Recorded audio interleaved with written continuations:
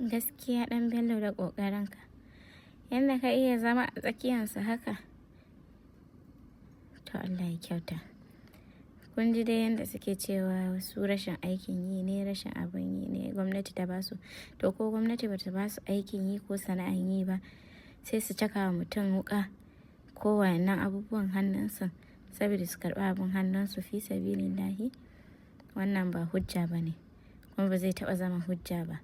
In za su gyara su gyara. Allah ya shirya mana ƙasa, ya shirya mana al'umma baki ɗaya. Ku danna mana subscribe sannan ku danna alamar kararrawa domin samun sabbin shirye-shiryenmu. Ba ta biyan mu kuɗi, ba ta mana duba da yanayi. Mu in dai ba a ba mu ba gaskiya sai mun karɓa. Duk lokacin kamfen ana zuwa za a ba mu kuɗin abinci. Nawa ne kuɗin abinci? Kuɗin abinci zai ana ba mu naira 1,000. A kowace rana al'ummomin arewacin Najeriya suna nuna ƙiyayya da ƙin jinin 'yan daba. To ya kamata mu ji daga bakin 'yan daban su ma, mu ji ɓangaren su. Yanzu kun yadda ana kiran ku 'yan daba? Ka yadda? Na yadda. To in aka ce ɗan daba me ake nufi? Ana nufin ɗan dawa wanda ba gwamnati ba ta biyan mu kuɗi, ba ta mana duba da yanayi. Mu kuma gaskiya ba za mu in dai ba a ba mu ba gaskiya sai mun karɓa. A ina kuke karɓa? Annan al'umma 'yan uwanmu. To al'umma ya kuke ga wani irin kallo suke muku? Suna yi mana kallon wulaƙanci wanda ba su da abin yi, wanda gaba ɗaya kawai in iska ake ganin aggoni. To amma idan kuna karɓa daga wajen al'umma ba tare da suna so a basu ba, suna so su bayar ba, kana ganin su al'umma ba za su yi muku wannan kallon ba? Su ma suna mana wannan kallon. Me ya jawo haka? Abin da ya jawo haka, gwamnati ta ita ba mu aikin yi, ta ita kula da mu. Kuma mun ga mana shaye-shaye, ba kuɗi za mu yi sata mu yi kwaci. To kamar menene idan aka yanzu zai sa ka ce ni wannan ba ruwana da shi, wannan ba shi da amfani a wajena? Gwamnati ta ba mu aikin yi, ta kula da 'yan uwanmu. Wanne ne 'yan uwanku? Iyaye da mataye da 'yan uwa da manya. Amma ka san yanzu ake cewa ana gani kamar 'yan daba sun karu, yawan su ya karu a cikin al'umma. Me yasa? Ba aikin yi. Ba aikin yi. Yanzu kai kamar wani irin aiki ne in ka samu za ka ba wannan? Kuma aikin kasuwa, shago, ko a sani a ba mu jari, ko a sai mana mota ko homa ta aiki ko mashin. Mota kamar sufuri kenan? Amma mota homa wadda na fi sani. Ita me za ka yi da ita? tuƙi daga nan zuwa Lagos, Ojuya Leba, Agege, Iddo, Kanuri, Garage da sauransu, Port Harcourt, Abari, Benin, Safala, Auchi. Wani kira kuma za ku yi wa al'umma regula kamar mu waɗanda za ku ga wasu ba sa muku kallo na mutunci, kullum kawai kokari suke su zagen da ba su ce waɗannan mutanen ba su da amfani a cikin al'umma, me za ka ce musu? Su wa'annan aga Allah ta masu muke yi, ko tsakar dare muna iya karwa ta ce magana. Amma kuma ya kasan sun za su so a samu sulhu, saboda haka kai wani irin kira za ka yi? To yana kira in aka samu sulhu, Allah ya duba mana tsakanin mu da su, tsakanin nagari da mai gaskiya. Duk wanda ba hanyar gaskiya Allah zai duba mai, gyara mai cikin al'amurkansa.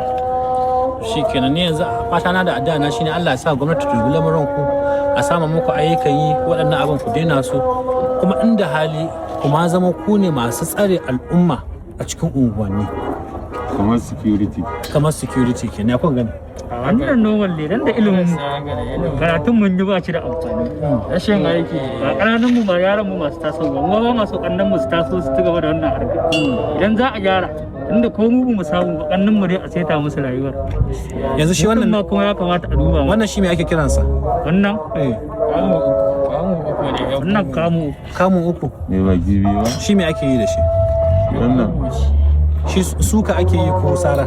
wannan ana soka kuma ana sarawa ana sara amma shi idan kuma wannan aka soka fa mai tawa dan buda dan buda shi na suka ne wannan to ina ɗayan ne yake wannan fa ta yar guda ce yar guda ce ga jini na wuce kenan ga yamma jini na wuce kashe mere uku ba kai me yasa ake cewa kashe mere abuwa ka gari ba saboda kai kai da bakin ta wurin ka uku ne wannan muka aika mai bai bane sakon Allah zai ne isa. kenan to kaga yanzu waɗannan da a misali akan yan ta'adda ake amfani da su waɗanda suke bi suke addaba al'ummomi ai da ya fi ko A lokacin da muka yi karatu aiko aikin aka bamu mu masu yi ne saboda muna da zuciyar yi kuma yan uwanmu ake kashewa ko yanzu aka ɗauki aikin aka bamu zamu aikin Amma ba za a ba mu- tsaron al'umma aikin tsaron al'umma za a biya mu ai zamu ya fi zaman banza idan ba ma samun sisi kaga dole ne mu fita mu nemo sisi ko a wajen wane ne ko gaskiya haka ne yauwa zai mu zauna da yunwa ba aikin yi ba dole ne wannan amma idan aka gyara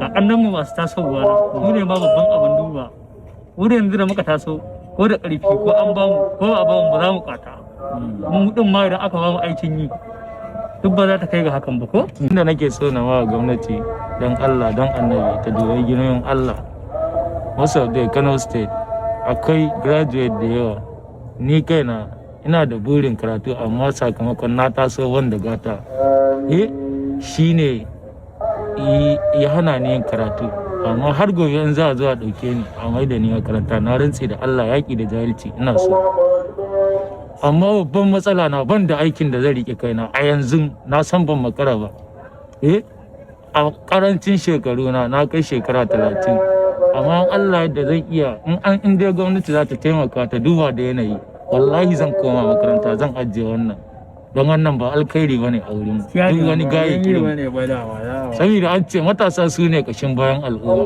to matasa gaba ɗaya sun zo sun kare ba aikin yi an bar mu da wannan to mu fa har ga Allah za mu yi faɗan kwatan yanci sakamakon ba mu da aikin da za mu yi kuma ga iyaye ga kanne sun taso magana ta gaskiya bisa adalci gwamnati ki ma Allah ki duba da yanayi mu dai naki ne ke kina amfani da mu a wani lokaci amma bayan kin ci fa kina dan ya daɗi ne iya wahala ko wahala ne magana ta gaskiya bisa adalci ga tambaya ta ƙarshe 'yan siyasa suna zuwa suna ɗaukar ku haya insha Allah duk lokacin kamfen ana zuwa za a ba mu kudin abinci nawa ne kudin abinci kudin abinci zai ana ba mu naira 1,000 sai in an taso ana ba mu naira 2,000 to daga nan wannan ranar fa ba ma ƙara ganin makamancinsu in ranar rally ne kenan wani lokacin za ka ga kamar magoya bayan wannan ɗan kamfen ɗin siyasa da wannan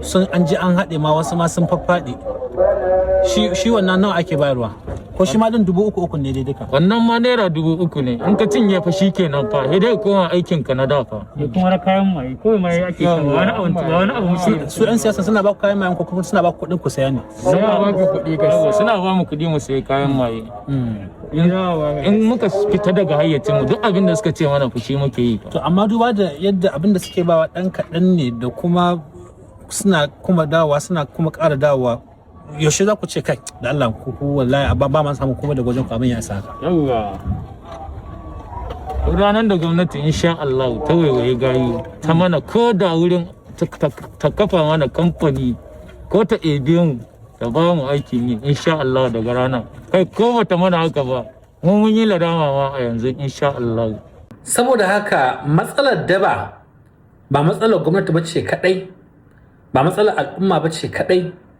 ba matsalar iyaye bace ko rashin makarantu ko rashin ayyukan yi matsala ce ta al'umma baki daya kuma ya shafi kowa da kowa da kowa har kai da kake ji kuma kake sauraro na saboda haka dole sai mun haɗa karfi da karfi baki ɗaya kafin warware ta